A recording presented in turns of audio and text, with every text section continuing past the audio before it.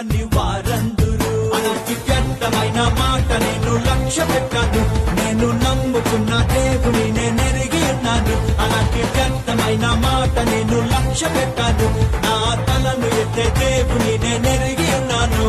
నా మహిమకు ఆస్పదము కేవలం యేసే.